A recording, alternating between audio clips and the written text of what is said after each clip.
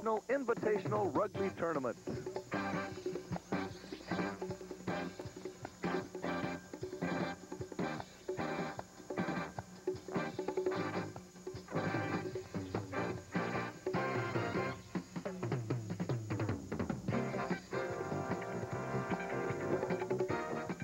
Hi, everybody. Down on the field now, Bob Murphy along with Jack Alisteza, who played in this tournament for 11 years, played with a Stanford team that won it 4 years in a row. And Jack, the two teams playing here for third and fourth, both had to win three games to get here, 3 in a row, and then they lost to the two teams that will play later in the championship. That's right, and I think that this is really a classic confrontation between Northern California and Southern California. You got the Bats from Northern California and Los Angeles Rugby Club from Southern California. Jack, we've got some rugby fans who want this thing to start. They were a little rowdy last night. They're a little rowdy today in this beautiful scenic setting, so we'll pause for a moment, and when we come back, we'll introduce the players for you.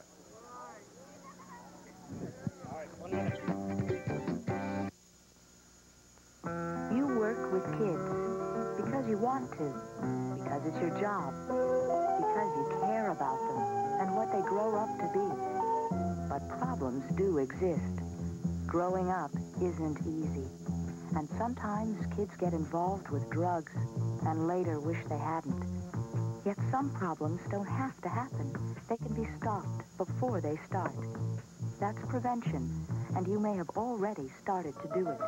When you listen to him and help him make a decision, when you help her to understand herself and others, or when you encourage him to try again, and he does. Others can help too. Parents, friends, teachers, and... Learn how you can stop drug abuse before it starts. Send for this new booklet today. Write Prevention, Box 1701, Washington, D.C.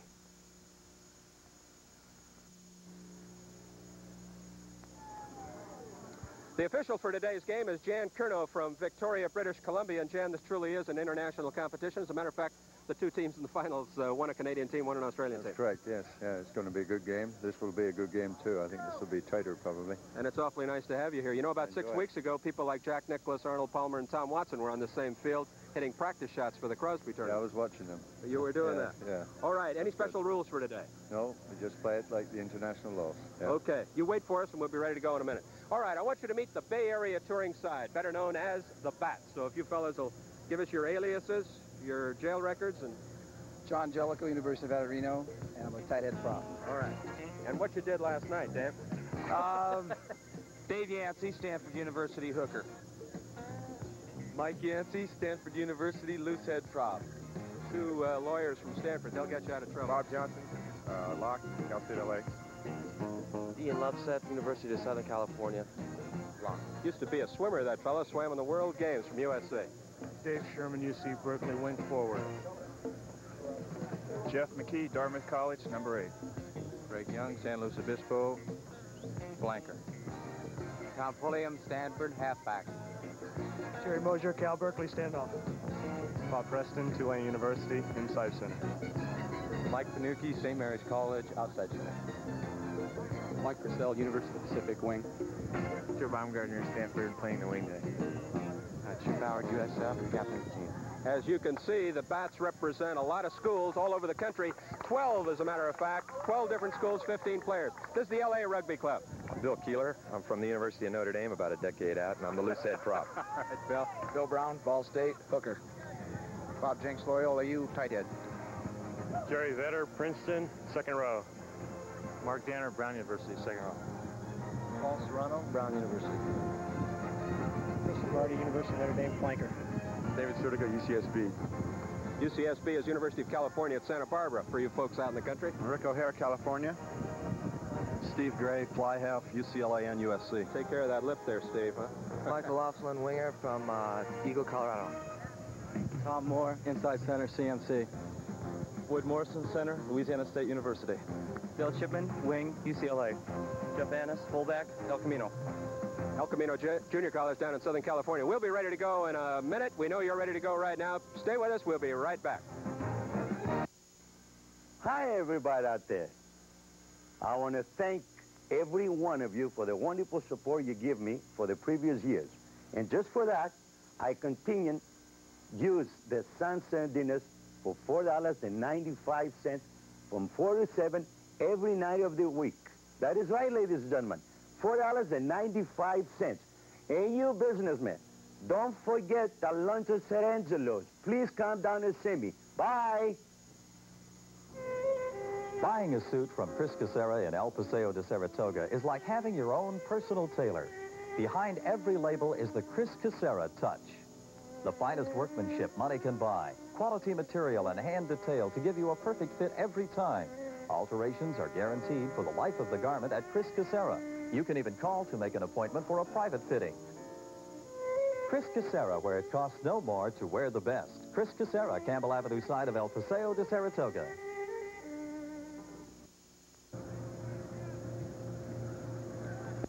Back again, everybody. This is Bob Murphy along with Jack Alastiza. You're looking at the Bay Area touring side, otherwise known as the Bats, kicking off to the Los Angeles Rugby Club. The kickoff is taken and immediately kicked to touch, Jack. Yeah. When you get the ball that deep in your own territory, you're behind the 25-yard line. It's a good defensive move to kick it to the out of bounds. Brick Haley is also with us from the Bats. And Brick, I'm going to ask you to put on that other headset, and you can help us. You know the players on both teams, and you can also help us follow the action here. We are playing at beautiful Pebble Beach, the site of the U.S. Open, the PGA Championship, and most recently, the Bing Crosby National Pro Amateur Golf Championship. This is the polo field, if you just joined us, and you are looking now at a scrum. Jack, that's the way this game starts, isn't it? Well, there's various infractions that occur, and the ball's placed back into play with the set scrum. We just had a penalty awarded to the Bats. They'll be making an attempt at kicking the ball through the uprights. That kicker for the Bats is Jerry Mosier, a former football player from the University of California at Berkeley. Brick, this is a left-footed kicker. He doesn't have a great range, but he is very accurate. Brick, give us a little scout report on Jerry Mosier. Jerry is quite a rider at the University of California about 15 years ago. And he drilled that one right through the middle. So that is a three-pointer. And just that quickly, the Bats are up on top, 3-0.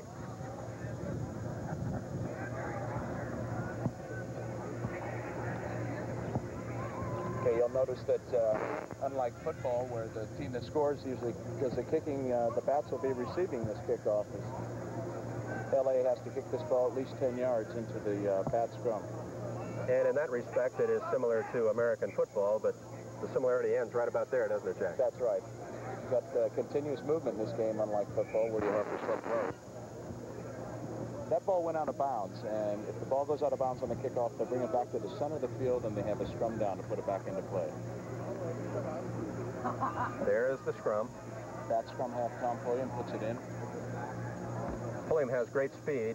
The scrum half is perhaps the most agile player on Probably has to be the best ball handler on the team, too.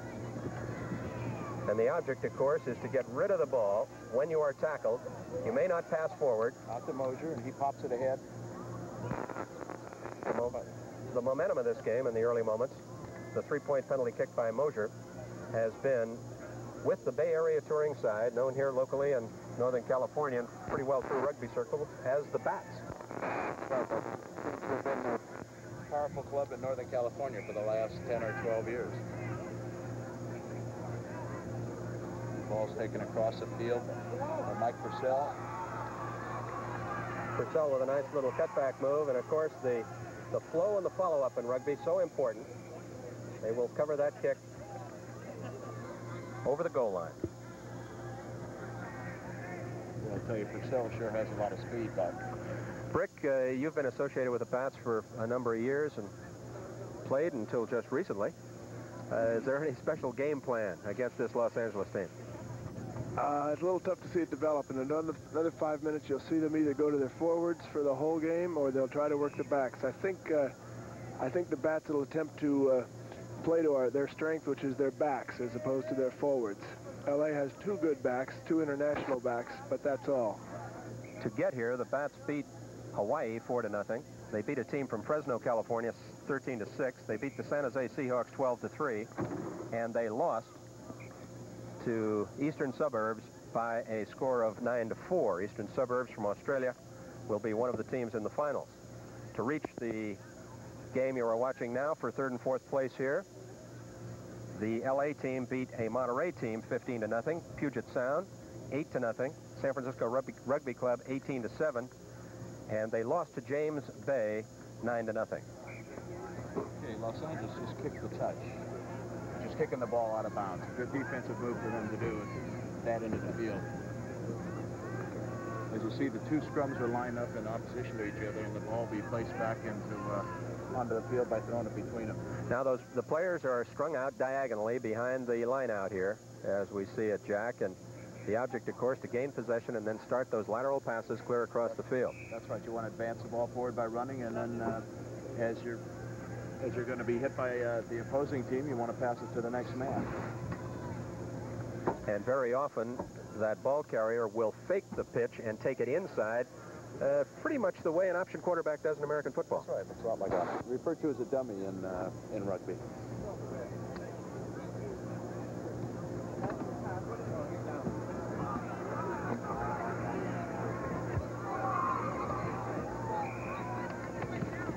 Tried to kick the touch that time. The ball stayed inside. Do you want me to adjust penalties, what they're doing? Yeah, Brick, feel free to join us right here. We need all the help we can get. And rugby is a game that people across the country have not had a great opportunity to see, so I think we are probably introducing a lot of sports fans around the country to the sport of rugby, which is truly international. The game found its origins in Great Britain years and years ago. Joe Baumgartner, the wing for the Bats. Bob Preston with a high pop up and under. Probably should explain what an up and under is. Up and under is kicking the ball high in the air, but within your range to catch it. The idea being that you give up possession of the ball, but you gain momentum because you're moving forward and the ball's moving forward. Number 9, who you see in your picture right there, is Rick O'Hare from the University of California, Berkeley, the scrum half. He will feed the ball into the scrum and then try and get it back. Ball was taken out instead by Tom Pulliam, the scrum half for the Bats team. Bats, interesting team, Brick, in the respect, as we mentioned earlier, of the 15 players, they represent 12 schools concentrated pretty much in California, but players also from all over the country. Well, it is unusual that the membership of the Bats come from as far as 200 miles away, where most clubs draw their personnel from a radius of just one town, possibly a 30-40 mile radius. And of course, you heard the LA Rugby Club. They feature young men from University of Notre Dame, Princeton, Dartmouth, schools all over the country. Chip Howard for the Bats attended the University of Cincinnati. And these fellas may look rough and ready, and they are, both on the field and off, but you will find that many of them are lawyers. As a matter of fact, the Bats have a concentration of attorneys, but there are doctors and accountants and people in all walks of life who love this game of rugby. This is Dave Yancey. Throwing the ball in on the line out. They will sometimes, Jack, you pointed out to me at one point, they will sometimes call signals on that line out, indicating where they're going to throw the ball. Usually the man that's throwing the ball in will, he has to have a definite spot to throw it to, and so they'll have some sort of code that they'll use to let the other players know where it's going. There you see the scrum forming, and you will see Dave Yancey, the hooker, in the middle, propped up by his brother Mike on one side and John Jellicoe on the other for the Bats. And that is why that position is called prop. And I think we have an injury on the field right now. He stopped play and brought the trainer out to take a look at it. You know, it's interesting. Sports Illustrated did a piece on the Monterey Rugby Tournament, and they featured some of the rugged appearance and a little of the blood and gore that takes place, but rugby, while it is a little bit of the blood and the mud and the beer, Brick and Jack, it's also a game of superb finesse. And we will see that in this game, and we will see it demonstrated, I think, very dramatically by the two international teams, the Canadian and the Australian team in the finals. Most definitely, Bob. Both those teams are exceptionally clever ball handlers.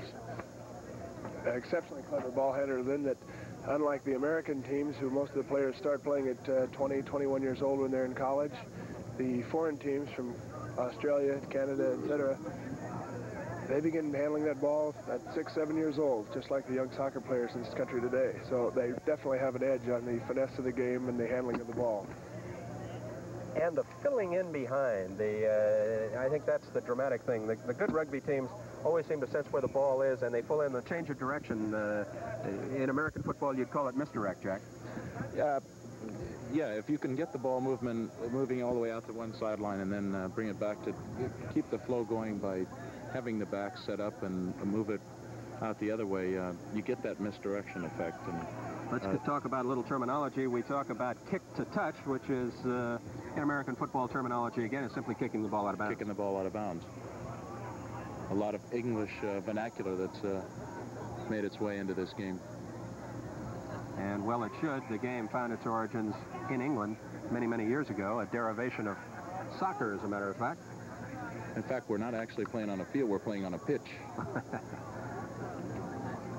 Number 15 there is Joe Bumgardner, a former running back at Stanford University. It's not uncommon, Jack. You played football at Stanford, too. It's not uncommon for footballs to gravitate to rugby pretty much as an off-season conditioner, but in your case, in the case of so many others, I think there are an awful lot of American football players who enjoy rugby even more than football. Oh, I think you're right. There's probably a slightly different motivation for playing rugby. It's more of a social sport, and we've talked before about how there's usually a party planned for after the game, so it's kind of nice to be able to go out and have a contact sport and then go have a little fun with your friends or your opponents after the game. Here we go. Rick, I think the most important thing about rugby, the first thing you do before you elect a captain is elect the social chairman, isn't that right? That's very true. I've yet to play in a rugby game that wasn't followed by a party. Who's bringing the suds? Okay, William has it out to move. That'll be a knock on there, Bob. Anytime the ball is handled and bounced forward in the smallest amount, in essence, you're passing the ball forward, which is against the rules. It's an unintentional penalty, and it'll bring a knock-on, ball put in by LA Rugby Club. And the scrum half can favor his own side in pitching the ball in? No, Bob, he can't. The only advantage that you have is you're putting it in from the side that's advantageous to you, and you know what time the ball is coming in. Sort of like the snap in exactly. Oh, we have a great movement here, and we have an overlap by the Howard inside the line, giving to Mike Purcell on the wing, who's going in and scores in the corner. Yes, he does. Bob, what happened there is the fullback, who generally hangs back and is a defensive player, slips into the line and creates an overlap. Here you can watch it again. There you see it again. That is Chip Howard. Chip Howard into the line, and he'll feed Mike Purcell on the wing, who makes a diving score in the corner. Mike Purcell is the fastest man on the Bats Club and possibly the fastest man on the field right now. As Rick said, what was created there was called an overlap, and that's by bringing the extra back in, namely the fullback, so that they didn't have anybody there to defense him. Did we miss a conversion kick? No, the conversion is there he is. on the sideline. There he is. There's Jerry Mosier. We lost him on the sideline. He's way to the left of our picture there. There you see him. And he must kick from a point perpendicular to the position where the ball was scored. And that ball did not go through. Conversion no good. The score is 7-0. Let's take another look at this, as Chip Howard is really the fellow that made it happen. He's very, very quick. He's from the University of Cincinnati. You see him, he shows the ball. Shows some good speed here, too. He certainly does. Number 12 there that he outfooted is Tommy Moore for L.A. Bob, this is a classic score, scoring in the corner that way. Beautifully done by the Bay Area touring side. They lead on Mosier's penalty kick, and the try by Person, score of 7-0. That score coming in about 12 minutes into the first half. A ruck? We've got a loose ruck going. Let's talk about a ruck. Okay, the scrum, or the what might be considered comparable to linemen in football, and as the people are tackled, they converge on the people the tackled man, and they try and rake the ball out with their feet. We have one going on right now. Thus a rake becomes a ruck. That's right. In fact, once a man is tackled and you have you have him down and a man from the opposing team there, then you have a loose ruck and nobody can reach in with their hands to pull that ball out. It has to be heeled out with the feet. Jerry Moser looked like he hit that ball very solidly from the far side of the field. Brick, he can take that ball back as far as he would like, but he must take it on a point perpendicular with where the try was scored. In that case, it was scored in the extreme corner of the field, the most difficult conversion kick in the game. Exactly, Bob. As he increases his distance, he increases his angle. And we'll see another ruck for right here. Play by the bat. Boyd Morrison caught in possession there, something you never want to do in rugby, Bob. You always want to get rid of that ball. There's Boyd Morrison again. He's an international player. He feeds to the center. That's a prop out there, Bill Keeler. Wandering far from the scrum, isn't it? Wondering what he's doing out there. We have a crowd here that would number 4,000 to 5,000, I would think. I think about 4,000 or 5,000 people out here. And just about every one of them was meandering up and down Ocean Avenue in Carmel last night. Probably a few more that haven't made it out here today either. Lots of watering holes here in Carmel. You don't lack for places to be entertained, do you, Brick? There's plenty of them. Bob, here we have the bats throwing the ball in because the LA Rugby Club caused it to go out of bounds. The man that throws the ball in has to throw it directly down the center of the line. He cannot favor his own team. His advantage is that he knows which man it's going to. That's Bob Preston caught in possession. Fine defensive play by Boyd Morrison of the LA Rugby Club, number 13. Now we have a loose ruck, but the referee has called it up. Now, the referee is Jan Curnow, who you met earlier if you were with us at the beginning. He is from Victoria, British Columbia.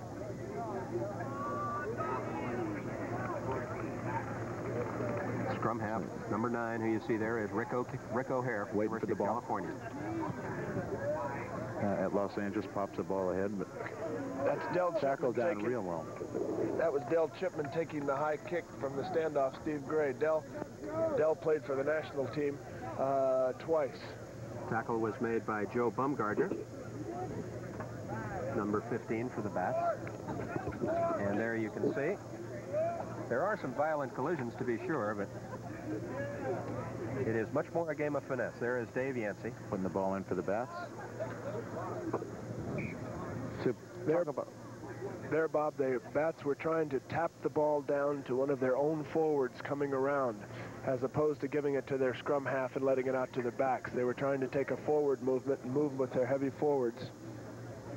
Great picture of the scrum right there. That gives you the feeling of almost being inside there, which is not a place you would normally choose to be. Oh, look at the flow. Look at the... There we go. Oh, Bob, that's a great tackle by Bumgardner. That was Bob Preston. Good forward movement by the Bats there. Bob Preston coming up very quickly. I guess I should mention that the scrum is also referred to as the forwards. Yes. I'm not sure what that penalty was, Bob, but oftentimes when a team is moving backwards, that is when you most frequently incur penalties. The offsides rule comes into play there. Jack and I were talking before the game, Brick, about the courtesy, the respect that is paid the official, which is something I think that is borrowed from the game of soccer. You don't stand around and chat with him. He does not even have to tell you why he's called the violation or the penalty. This is Mosier from about 25 yards out. That ball is twisting and it hits the right upright. As a matter of fact, I think that penalty was probably called for not releasing the ball when the man was tackled down. Now, L.A. will bring that ball out. How far can they bring it before they kick? To that 25-yard line, and he has to drop kick it. 25-yard line for you viewers is marked by orange flags on either side of the field. We've got a maul going now. It's amazing to me how those players instinctively can form that scrum out of nothing. It becomes instinctive, I guess. Well, hopefully it does. You try and get your forwards or the scrum men to follow that ball everywhere it goes around the field. At the same time, the backs are... Let's take another look at Jerry Mosier's kick as we get a great picture on the handheld camera by Paul Peterson down on the field. There is a little breeze blowing from left to right, and you can see it take the rugby ball, and it hits squarely on the right upright. The rugby ball is somewhat similar to an American football, but it is considerably broader, you would say? Like an American football, it is fatter, and it has kind of the ends chopped off. It's like American football, it's overinflated. Like an old American football. As a matter of fact, the old American football probably was. The first American football probably was a rugby ball. There's Del Chipman with a short cross kick. Boyd Morrison takes the ball. Morrison is from Louisiana State University, played with on the U.S. Eagle team. He also played with the Cougars, with the unofficial U.S. team that toured South Africa last year. There's a good picture of that scrum. The Bats putting the ball in, coming out of the back of the scrum. Pulliam takes it and kicks it ahead. Ball's taken by the Los Angeles. Notice how he runs behind that line there, Bob? That is Jeff Annis taking the ball for the LA Rugby Club. Yes. He ran backwards so that when he kicked the ball out of bounds on the full, as they say in English vernacular, it would be put back into play where it crossed the line at the point where it went out of bounds. On the full, meaning that he kicked the ball in the air out of bounds. That's right. Did not roll out of bounds. Didn't hit the inbounds before it went out. There we get a good look at the lineout. Dave Yancey with the inbound pass. That's where you want to get the big people, the tall people in that lineout. That was a defensive move there, Bob. The ball was out to Steve Gray, but it's what we call dirty ball. He didn't have it clean, and the defense had an advantage, so he cleared the ball to touch in an effort to protect their position. Which kind of starts the procedure all over again. Exactly. If you look at these backs that are lined up, when you have the ball, Watson, it's called spinning it out. But at certain times, you don't want to hand the ball to a man and give what we call a hospital pass, namely handing it to him when he's about to get tackled. So that's a good time to be kicking it forward. Bob, this is an interesting call here.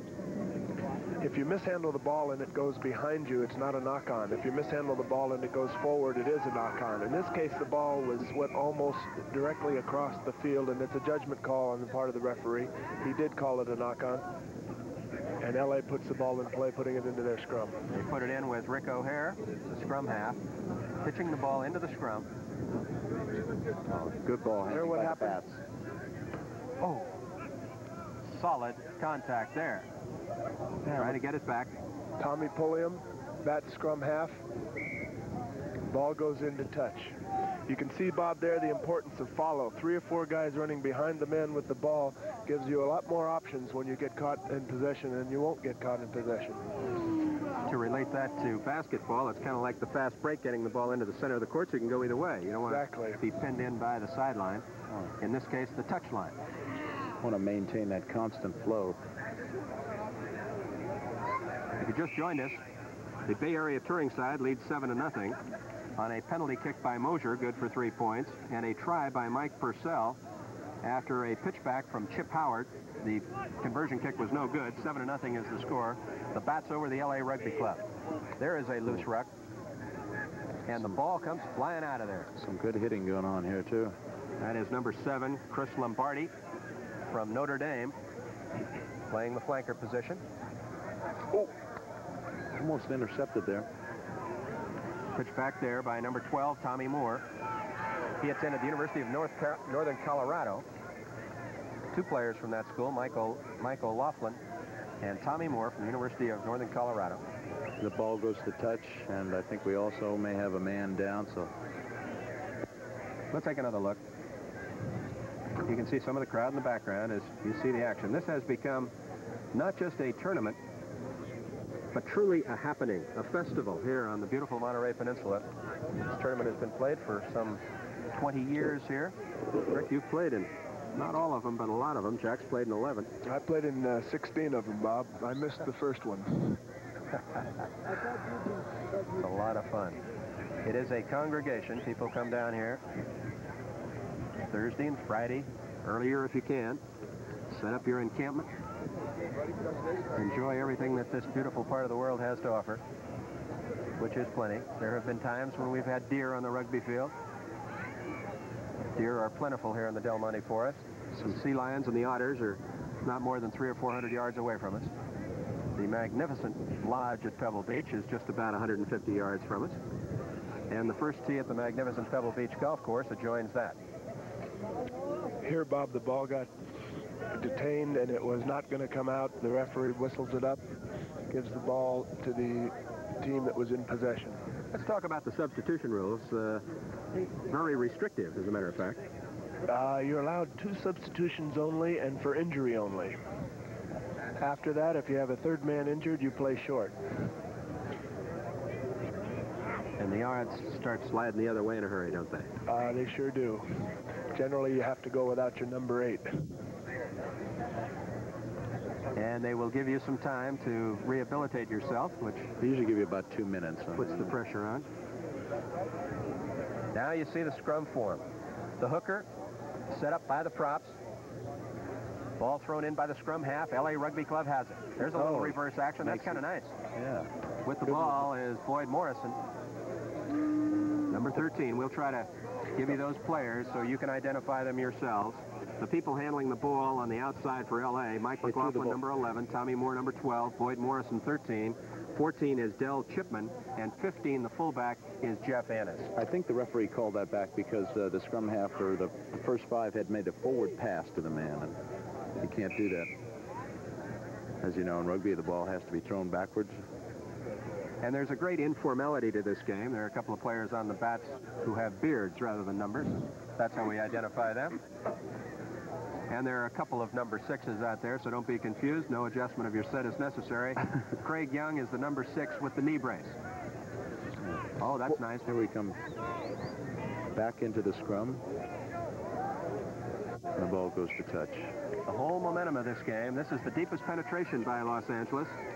The whole momentum up till now has been with the Bay Area touring side.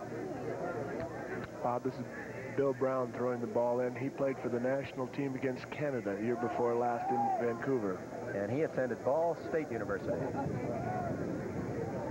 Ball State, a proud member of the Mid-America Conference.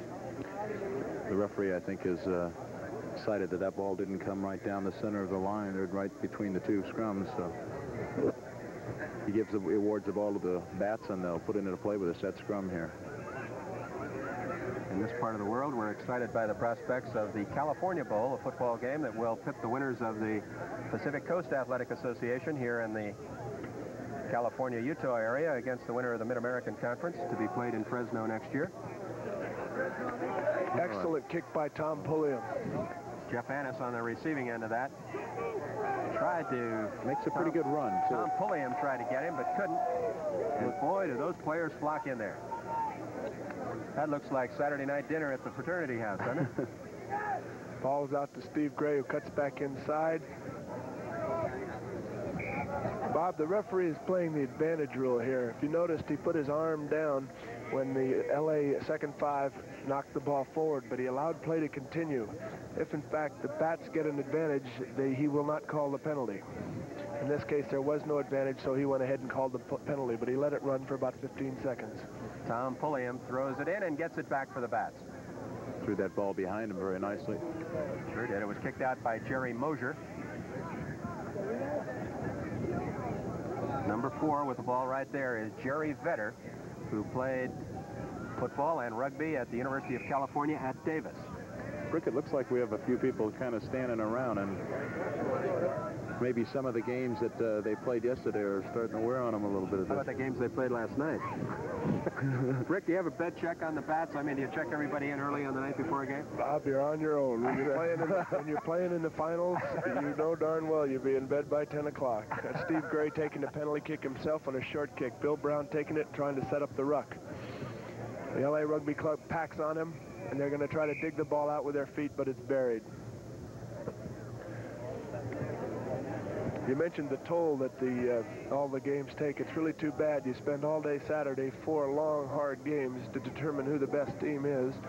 You'd like to be able to put the best show on Sunday because you've got the 2 best teams, but they're a little tired after a whole day of rugby. Well, and I think this is coming the weak side with Del Chipman. Oh, yes. Chipman very quick. Chipman from UCLA. Number 7 is Chris Lombardi from Notre Dame. I think he went out of bounds. Well, and Rick, I think we explained, these are all working guys. These are guys that have to be to work tomorrow morning. Lawyers and doctors and physical therapists and not only that, Bob, but they all have to pay their own way, and it's not too bad from those of us from San Francisco.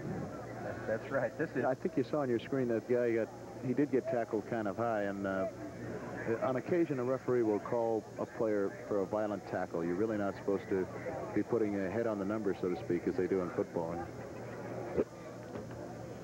Ball was excellent kick. Very nicely done. Received by Del Chipman.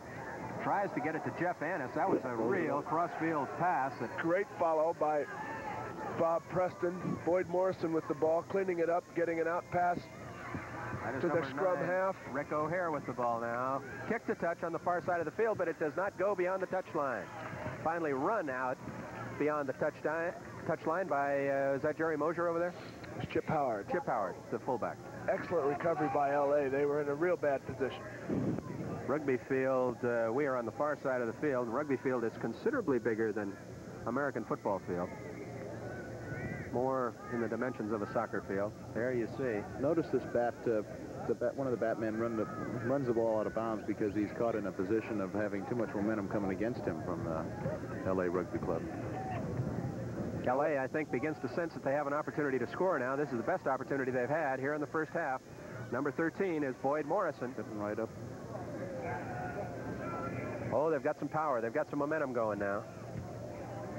They don't stop to call plays in this game if you're used to American football. They just get after it and stay with it. And they do some hitting. Ball gets locked up in there every once in a while. The official will blow his whistle and set up the scrum. Yeah, Bob, if that ball gets caught down in the bottom of it, in order to prevent anybody from getting injured while they're stacking up there, he'll call the ball up and have a set scrum. Bats get it out of there. Excellent kick to touch by Jerry Mosier. Very nice. Excellent clear. Mosier was an outstanding football player at the University of California and an outstanding left-footed kicker. University of California, for you football fans around the country, will have a really solid Heisman Trophy candidate next fall in the person of Rich Campbell, their very fine quarterback. One of the outstanding throwers of the football that we have seen, and of course, University of California legendary with their great passing quarterbacks. I think you remember Steve Bartkowski and a gentleman by the name of Craig Morton. Back a number of years ago, they had a great passer who held all the records for a long time by the name of Paul Larson. Penalty on the bats there, Bob, for intentionally batting the ball. He batted the ball out of bounds. And magnificent day here on the Monterey Peninsula. We had bright sunshine earlier today, and the fog that is so common in this part of the world will come in and out throughout the day, but still plenty of patches of blue sky and some sunshine from time to time. Very pleasant here. Offsides on Tom Pulliam, the bat scrum half. The offside is dictated by where the ball is, and he took a chance and took a step and stepped past the ball. Penalty kick, L.A. Looks like about a 40-yarder. You know, I think this is what the first American football games, when, what was it, Princeton and Rutgers, years and years ago. This is what it must have been like. No stands, no scoreboard, one ball, one official. And a lot of friends. And an awful lot of fun. Probably a few suds. Probably some suds is right. Ball is short and wide. Mike Finucci, bat center. A nice kick to touch. Excellent kick to touch. Nicely done. Al Moss, the very fine sports writer for the San Francisco Chronicle, who is kind of, he calls himself the coach, but of course with the bats it's kind of a communal thing. Anybody can be the coach anytime, pretty much, Brick, huh? He's the coach, the trainer, the general manager, the secretary, the treasurer, and sometimes, unfortunately, he has to be the bank. That's Craig Young taking the ball from the lineout. Apparently, as he was gathering the ball in, he knocked it forward. It'll be an unintentional penalty. If you just joined us, you're looking at the LA Rugby Club in the okay, you see white Craig shirts. bat the ball down. It bounces forward. He picks it up and moves. But that first batting of the ball was the knock-on. The ref calls it back, and it's a scrum down. Ball is out now. Craig Young again in possession. He feeds to the scrum half, Tommy Pulliam. That's Dave Sherman. Trying to free it up now. Looks like the ball is locked inside, but you may see it pop out at any time. Tom Pulliam has an injury on the field there. Yes, he does. Unfortunately, when there's an injury, play doesn't stop. You don't get much sympathy, huh? No, sir. I think we've come into halftime, as a matter of fact. And we see the teams go their respective ways. And we have come to halftime. And we will take a break with the Bay Area touring side, the team in blue, leading at the half by a score of 7-0.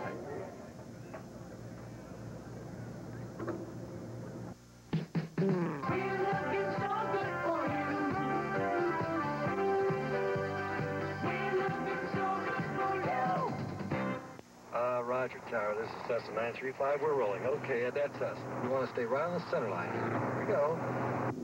Want to learn to fly? Yeah. Cessna has a fact book that talks cost, time, and opportunities. How do you like flying so far, Ed? That's beautiful. It's yours free for calling your Cessna Pilot Center. Call today and get a special Cessna introductory flight lesson for only $10. Call this number now for Cessna's answer book. It's never been easier for you to take off. Hi, I'm Larry, a flight instructor at Conde College's California Flight Center in San Jose. If you're interested in flying, I'd like to be your instructor. Call Conde College for information and a demonstration flight.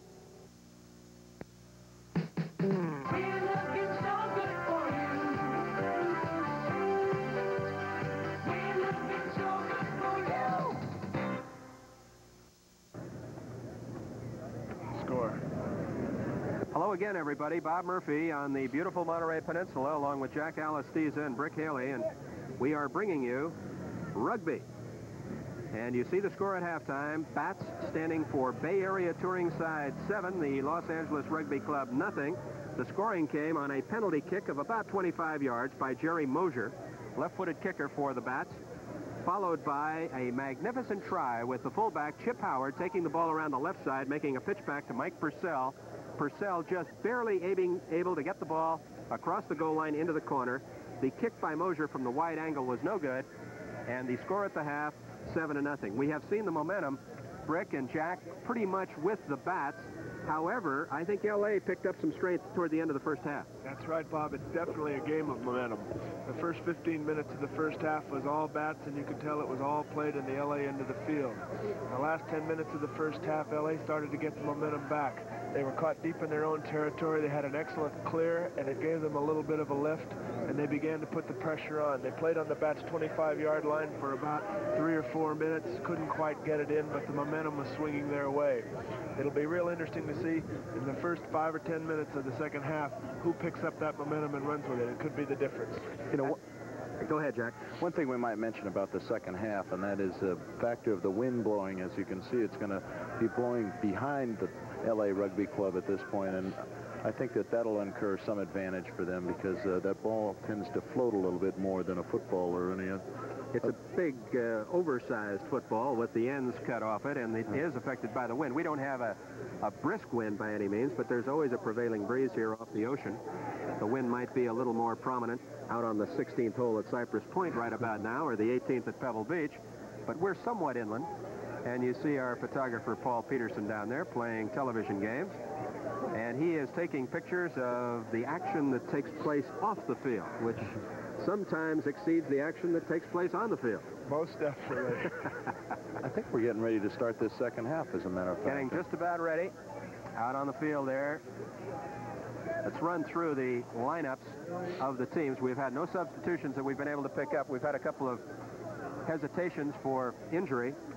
The Bats have John Jellicoe, Dave Yancey, Mike Yancey, his brother, 2 attorneys from Stanford, Bobby Johnson, Ian Loveseth, a great swimmer from the University of Southern California, formerly, before he took up rugby, Dave Sherman, Jeff McKee, Craig Young, Tom Pulliam, Jerry Mosier, former football player from the University of California, Bob Preston, there you see the kickoff, Mike Fanucci.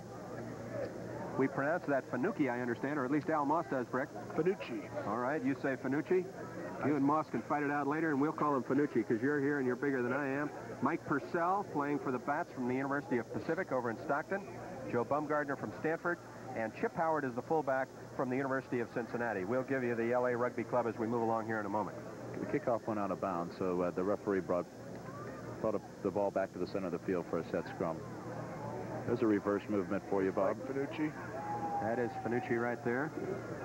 The L.A. Rugby Club will have Bill Keeler from Notre Dame. For an overlap here, let's pause for a minute. Okay, Jerry Mosier takes a short kick there, kick ahead.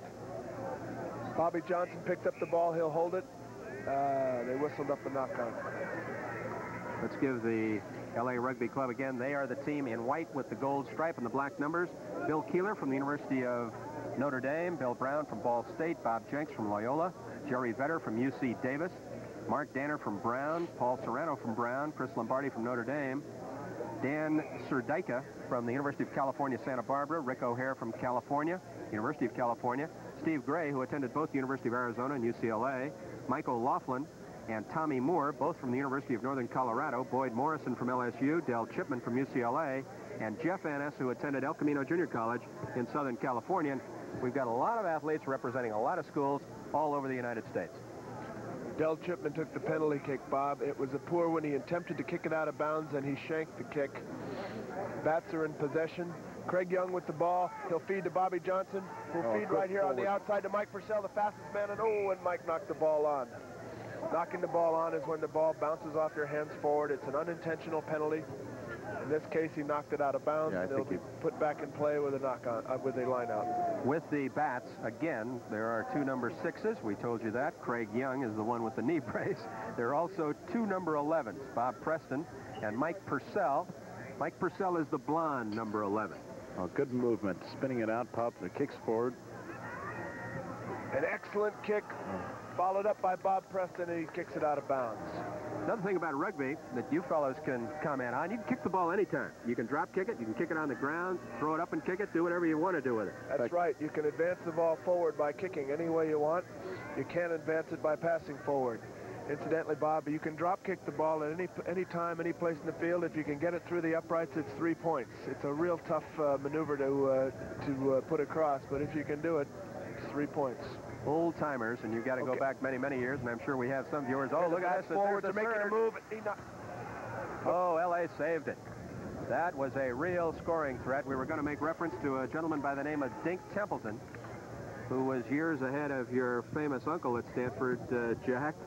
But he was supposed to have been the greatest drop-kicking rugby player of all time. Rugby was played as an Olympic sport, as a matter of fact, in the old days, back in the 1920s. In fact, it was played in place of football at one time, I think. A lot of big games that were played between Stanford and Cal were actually rugby games for a couple of years there. Paul Peterson down on the field with that handheld camera, having a lot of fun with some of the rugby fans who are still able to sit up and take nourishment. Oh, good tackle by the bats. See how he's trying to pull that ball away? Have a loose ruck. Bob, we talked a little bit about momentum. It appears that the bats have taken on the momentum here. We've been playing the first 5 minutes in the LA end of the field. Now there's a penalty kick awarded to the bats. It looks like an easy kick and should be 3 points. We've got an injury, I do believe. If we can see who that is, there are two bats players down. One of them, it's Dave Sherman and Craig Young, both the breakaways for the bats, and more than likely they're both real hard tacklers. They probably collided tackling the same man. This is Jerry Mosier. He will kick that ball from 22 yards out, and he will left foot it. This is about as easy a kick as you would ever expect. The breeze that we had moments ago has just simply disappeared. We have dead calm here on the Monterey Peninsula as Mosier will approach this. The touch judges signal it good. 23-yard penalty kick, good by Mosier.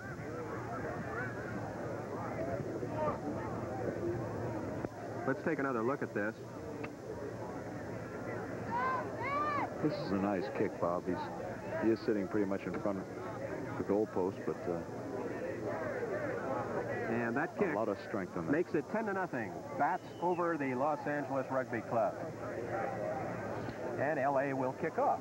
That's where these rules are somewhat different once again from American football. The team that is scored upon will kick, and they will kick at 10 yards to get it in play, and very likely out of bounds or beyond the touchline. They kick it short this time. Excellent kick. They kick it short because they want to cover it. Mike Finucci feeding Bob Preston. Oh, they've got it going now. Feeds they Joe keep that ball going. Inside. Oh. An over-the-shoulder pass. They keep it going with Jerry Mosier. A long pass outside the bat should score. They have a huge overlap here. That's Mike Yancey to Mike Purcell, the fastest man on the bats team. He'll feed inside. That's football. Oh! I think he got it, though. All right. He didn't get it. No, Bobby Johnson, the big forward, who was doing an excellent job of following the play, knocked it on. You can't expect those big guys to be all the way out there in the wing and have hands, too. Watch Bobby Johnson with the earmuffs on. He almost got the ball, and it would have been Powder right River. Here, Mike Purcell, the fastest man on the Bats team, but he can't quite get around. He does a nice feed inside, a good pass normally, and Bobby Johnson can't get a handle on it. Now, L.A. wants to get that ball out of there, and they'll do it with a kick. Excellent clearing kick by Steve Gray, the standoff for the L.A. Rugby Club. That's a tough spot sometimes down there when you're standing in your own end zone, so to speak, and you have to feed that ball back to back to your first five to kick it out of bounds and get yourself out of trouble. What you love here is there are an awful lot of people watching rugby. There are also people playing Frisbee, people with their own rugby balls playing some version of this game on the fields all around us. This is the polo field. This field normally used for a very picturesque game of polo. Craig Young takes the ball, feeds it very nicely out to the scrum half. It's a fake inside move again, outside to the fullback coming in. You've got Joe Bumgardner on the wing. He's looking, and he feeds Chip Howard, who lips. I love the way those players, Brick, fill in for one another in the change of direction. They reverse positions and follow the ball. That's the key to this game, isn't it? They have what they call a loop here, and you'll see it. Well, Chip Howard is thrown to touch. We got in just a little bit late. It happened just before that. Receive the ball, pass it out, and then loop around the man he passed to and take another pass. Steve Gray with another. An excellent clearing kick. Joe Baumgartner tried to field it and knocked it on. It'll be a line out. L.A. Rugby Club's ball.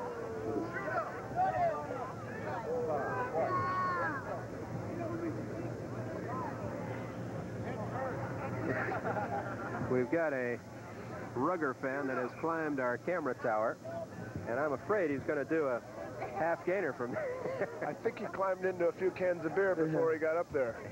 I think so. Penalty kick to the L.A. Rugby Club. Steve Gray will take the kick. He looks like he's going to kick an up and under.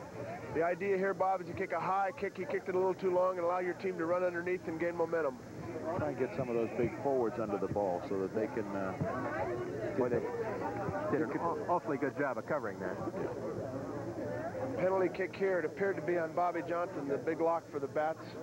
Not close enough to where they would be able to score, I don't believe. That would be an awfully long kick. Looks like they're going to try for goal here, Bob. They bring their fullback up. He's got about a 45-yard, 46-yard kick. That is Jeff Annis for the L.A. Rugby Club, and he looks like he's going to take a shot at it, but that is going to be an awfully long kick. I would put this in the area of what you would expect the percentages might be on a 60-yard field goal. Except that, remember, we have that wind blowing as we were talking before, and it'll make I think it'll have a greater effect on this ball than it would have. But the wind that had disappeared has now come back to a slight degree.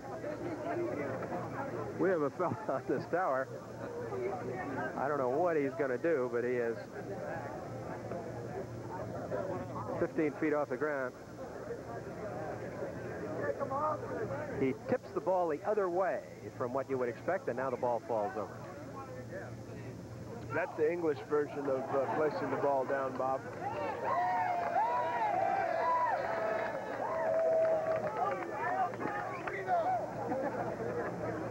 Let's see if Paul Peterson, our cameraman, can get a picture of this character perched up on our camera platform. We have to bring the fire department out here. Well, I'll tell you, once he gets down from that platform, he isn't going to be around here very long. And excellent clearing kick by Chip Howard. Chip Howard has really had a great day of kicking that ball to touch, Brick. He's been getting bats out of that. He's the Bats captain, and he's normally the standoff. But in the absence of Kip Oxman, he moved back to fullback, and Jerry Mosier took his standoff position. He's only played fullback about twice this year, and I think he's doing a superb job. Excellent. L.A. in possession. Boyd Morrison kicks ahead. A little pop kick, and Mike Purcell going to receive. I'd love to see Mike Purcell. Mike Purcell. Tremendous speed. The Bats are getting an excellent follow on these things. Even their forwards are following up their faster wings. We've got a loose ruck going here, Bob. See, ball's pulled back.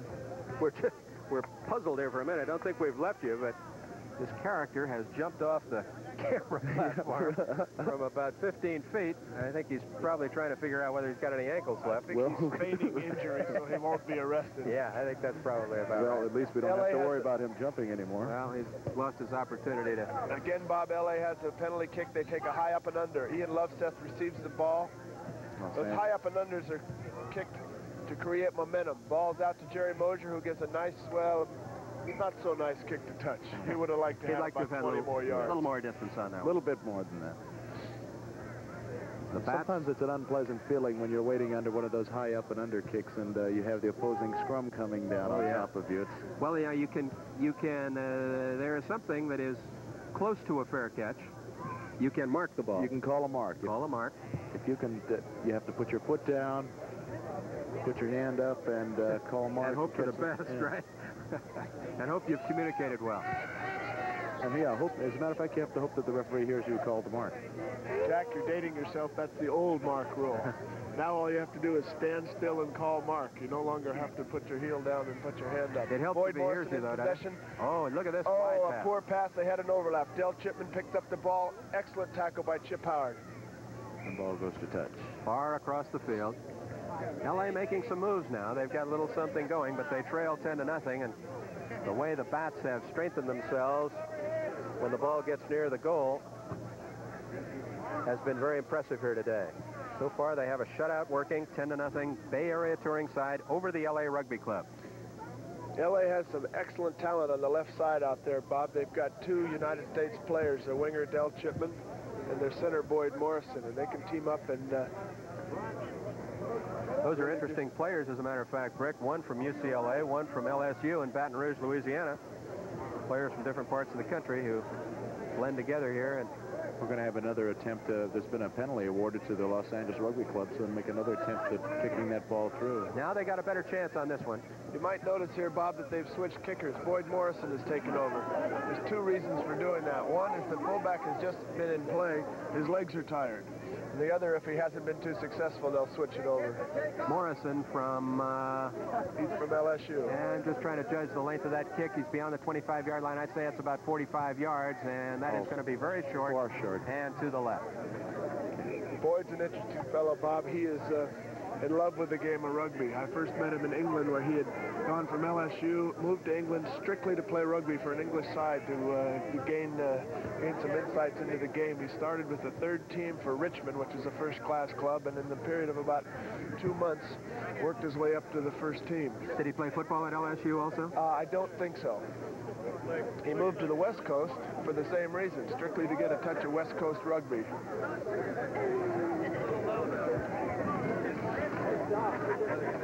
And this is a very popular game on the West Coast at our colleges and universities. Every team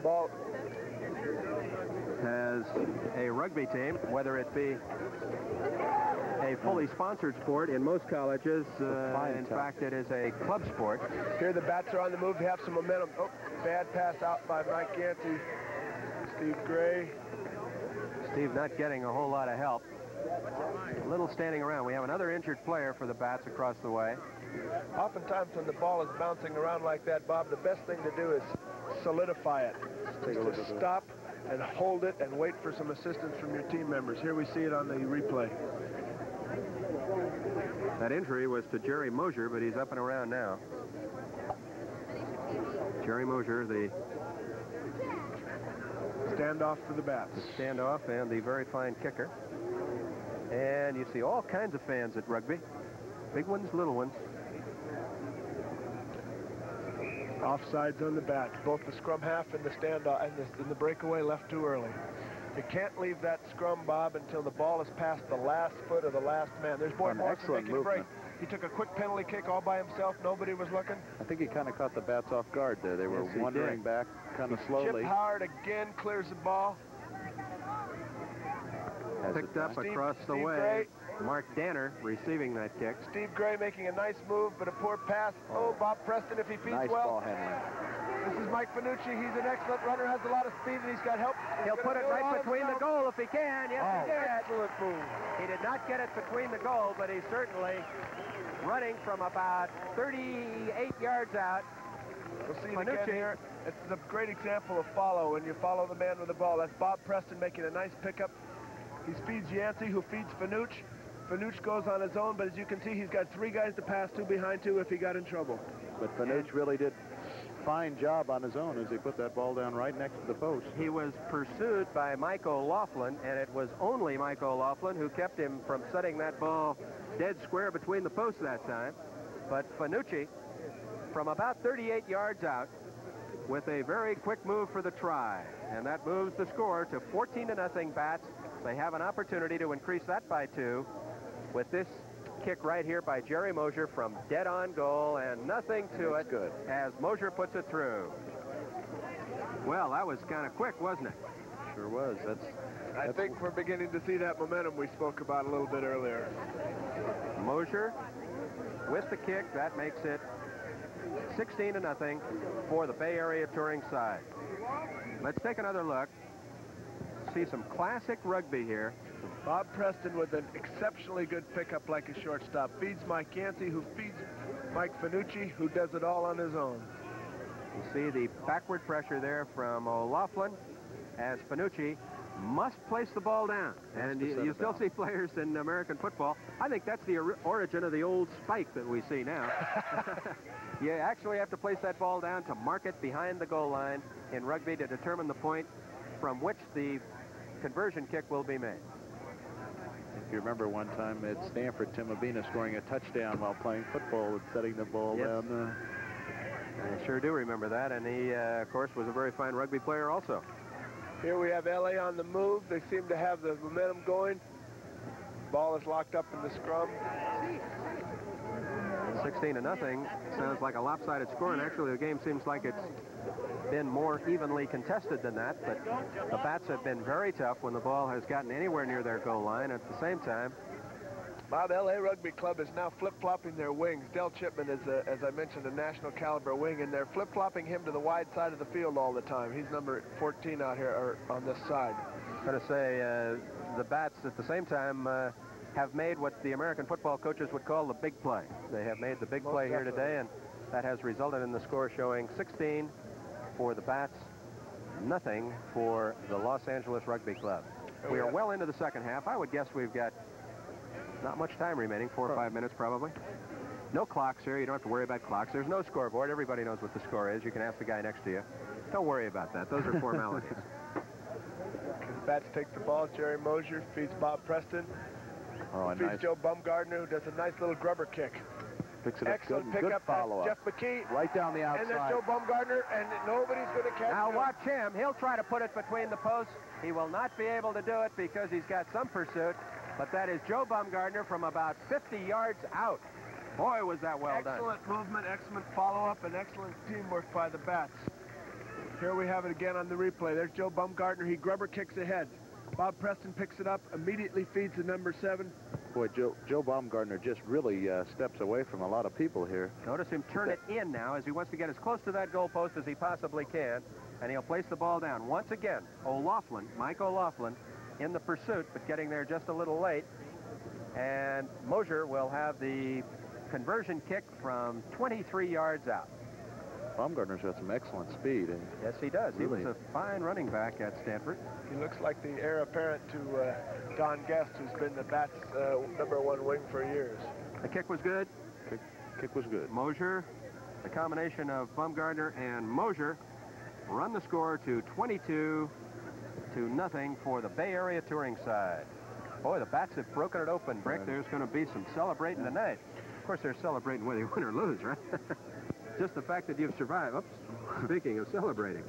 You've got a forward in this movement here. You'll see him in a moment, Jeff McKee, the number 7. He picks it up right there and feeds it immediately. One of the keys to that movement is that no one tried to run the ball themselves. They all tried to feed the next man. In the defense, of course, keying on each successive person who has the ball, and they finally ran out of people, didn't they?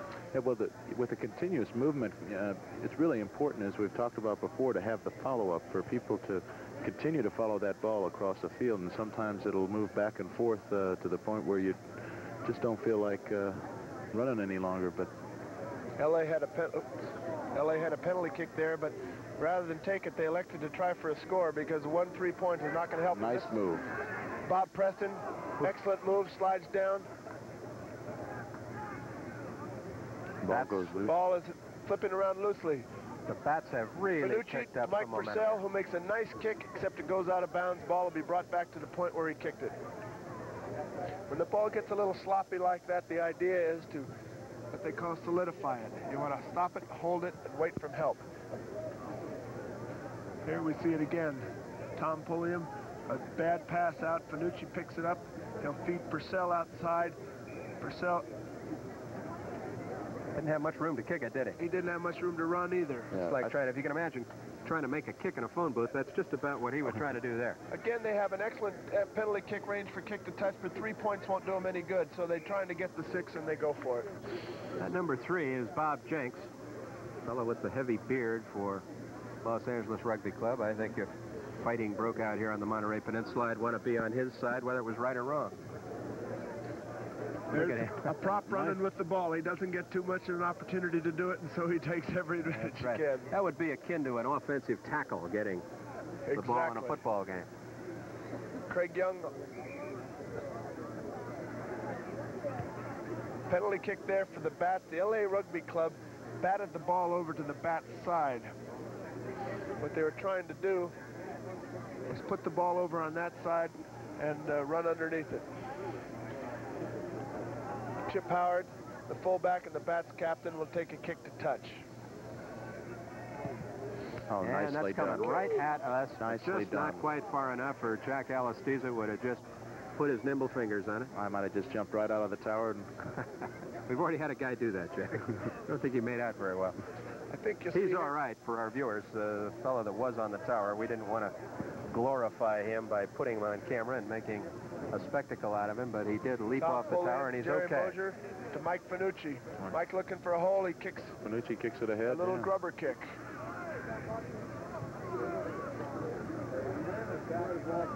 Rucking it up now. Somehow or another, that scrum seems to form. The grubber kick, Bob, is one that squirts along the ground. And it's another tactical move that prevents the opposing team from blocking it. You generally take that kick when your defensive man is right on top of you.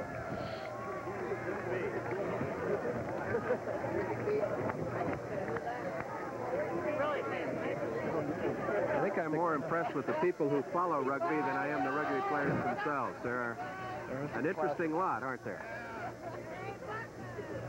We got a few viewers on the spectator. No.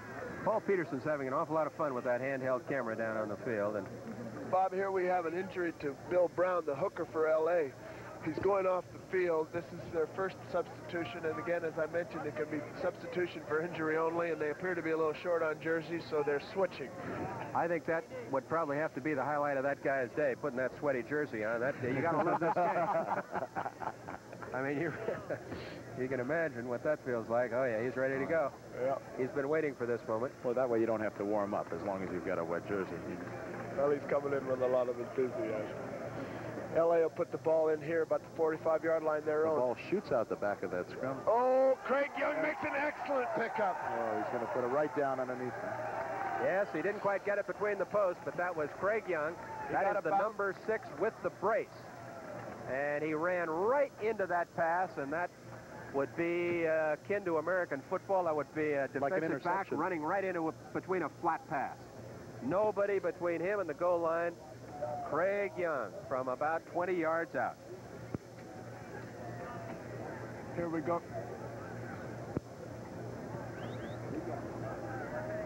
Really an alert move on the part of Craig.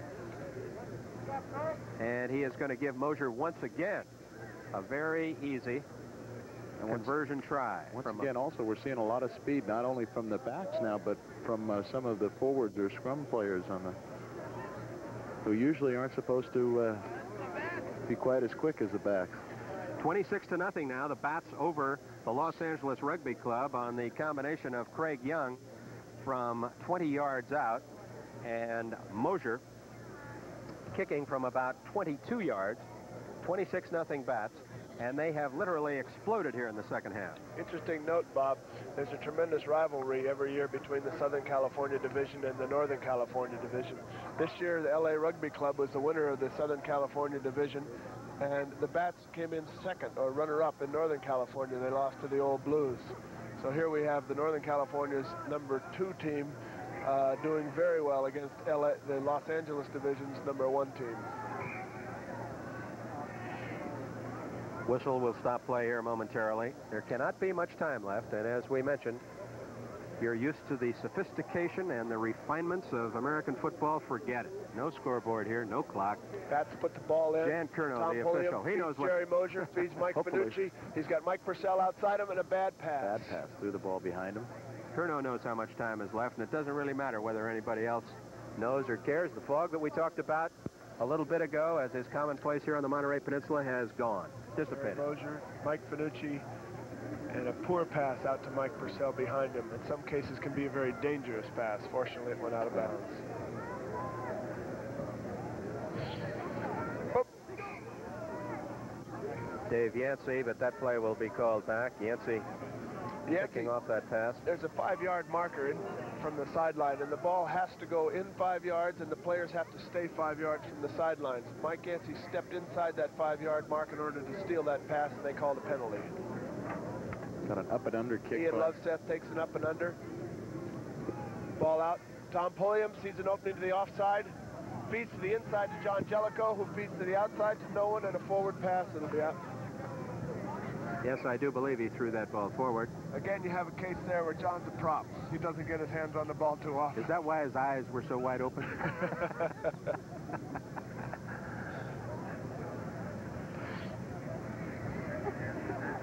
This is a colorful spectacle. If you ever happen to the Monterey Peninsula. Steve Gray dumping on the inside, feeding the fullback in on the outside. He misses the ball. Boyd Morrison picks it up. What they're trying to do is slip it there to one another and get it away from the Bats. If you have the opportunity around the country now to get to the Monterey Peninsula in March, don't miss the Monterey Rugby Tournament, and don't miss the beautiful lodge at Pebble Beach, and as we mentioned earlier, the golf course at Pebble Beach, just moments from where we are right now. Cypress Point, Spyglass Hill, just over the hill, as a matter of fact. All those golf courses within just a chip shot of our present location. A magnificent setting.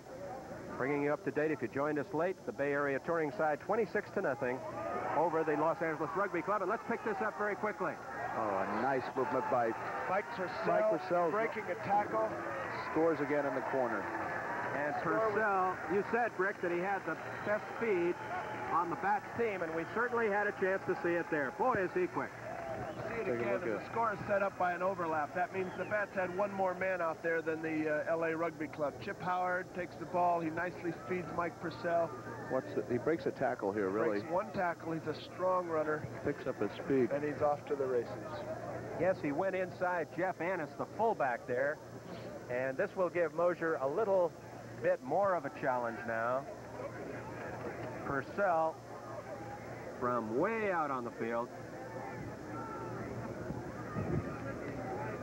And we have a look at Mosier as he's setting the ball in the lower left-hand corner of your screen. He's number 10. Brick, has Purcell played with any of the international teams? Purcell was an alternate for the United States team last year. I spoke with Dennis Storr, who's the chairman of the selectors. They like him very much. If Dennis is here today, I think Mike has done nothing but to enhance his chances of being with the national team. There's a good chance he'll be on that Eagle team. 30-0 now as Purcell, from about 50 yards out, runs it in for the try. The kick by Mosier is no good. Kicking into this little breeze we have here today. The kick was short and wide right, but the Bats comfortably out in front now by a score of 30-0, and we just have to imagine, Brick and Jack, that the time in this game is running down from the minutes into the seconds here very shortly. I would think we're getting pretty close to the end of this game. The kickoff there by Boyd Morrison didn't go the required 10 yards, so they'll bring it back to the center of the field and put it in play with a bat scrum.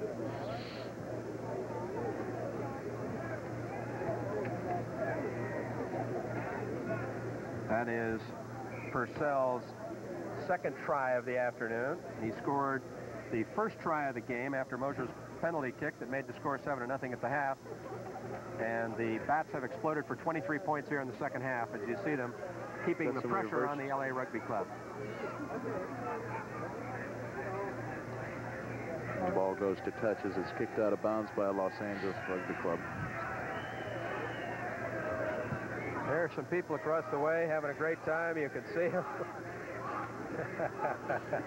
They're having fun.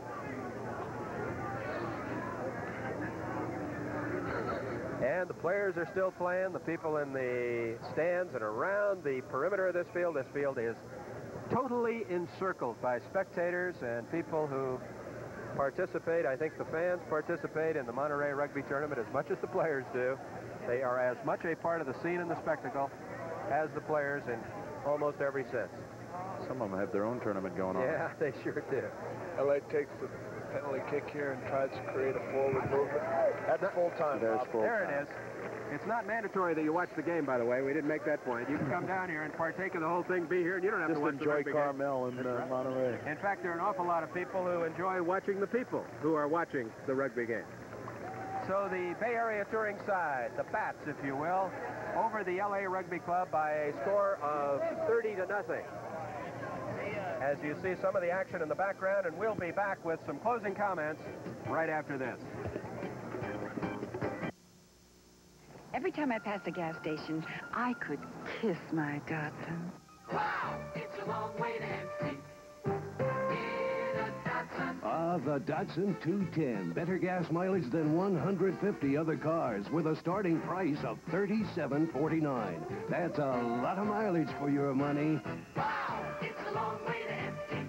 In a Datsun, we are driven a long way. Do you know the score in the NBA? Don't wait to read it in tomorrow's paper. Find out the score in sports like these right now by calling InstaSports at 981-8300.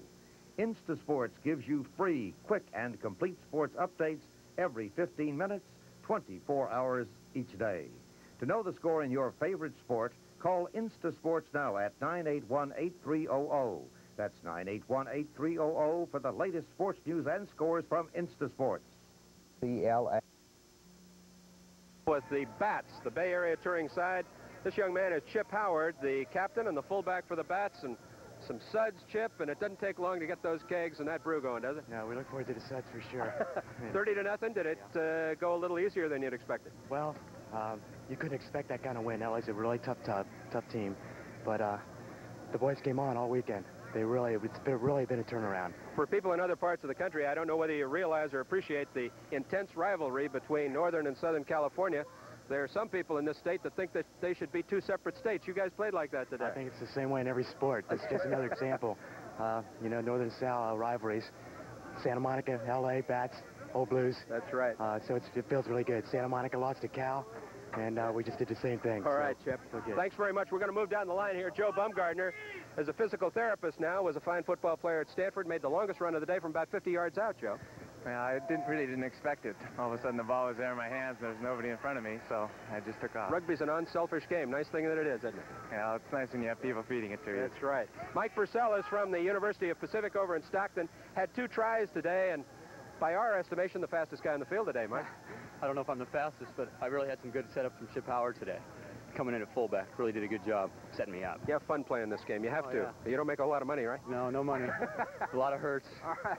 And when Craig Morton was throwing his passes at the University of California, one of the guys who was catching most of them was Jerry Mosier right here. Jerry, congratulations. Great game here today. Enjoyed being out there. They gave you a couple of kicks early in the game from wide angles that you had some trouble with, but anything that you could reach from any kind of an angle at all, you made here today. As long as they're close. Yeah. It's a long way in the sides when it's in the wind, but I enjoyed it. You weren't playing for the championship. You finished third behind 2 foreign teams, one from Canada, one from Australia, but I'm sure that's good enough. Same finish as last year, as a matter of fact. Yes, I think we've been improving as the season goes along, so we're pointing for the national playoffs. Hope we can do something there. That cup looks about empty. You better get back to that. Okay. All right, Jerry. And here are our expert commentators, Brick Haley, who played for the Bats for a number of years, and Jack Alistiza. And we saw some great rugby. It kind of went the Bats' favor in a big hurry at the end, didn't it? The ball was bouncing their way, Bob. Once they got the momentum, they didn't let it go. Jack, it was ended up to be kind of a barn burner at the end. Close game at the half, only 7-0 at the half. Halftime was pretty close, but I think the ball handling that Brick was talking about earlier and the speed that the Bats showed was just excellent today. They opened it up in that second half, and it wasn't too close when we finished up. Well, if you've never seen rugby before, we hope you enjoyed it. And, of course, the championship game will be following right here at Monterey. And a great afternoon. We're certainly enjoying it. 30-0 for the Bats over the Los Angeles Rugby Club. And that just about wraps it up now.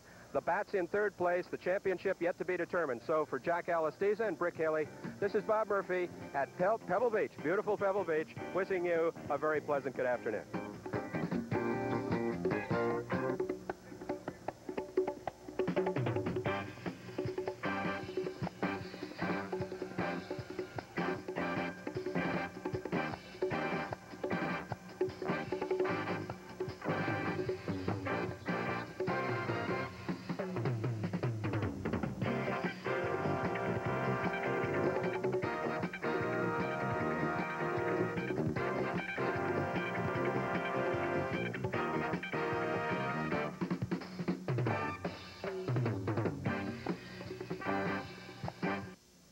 Portfolio, Luckman Star.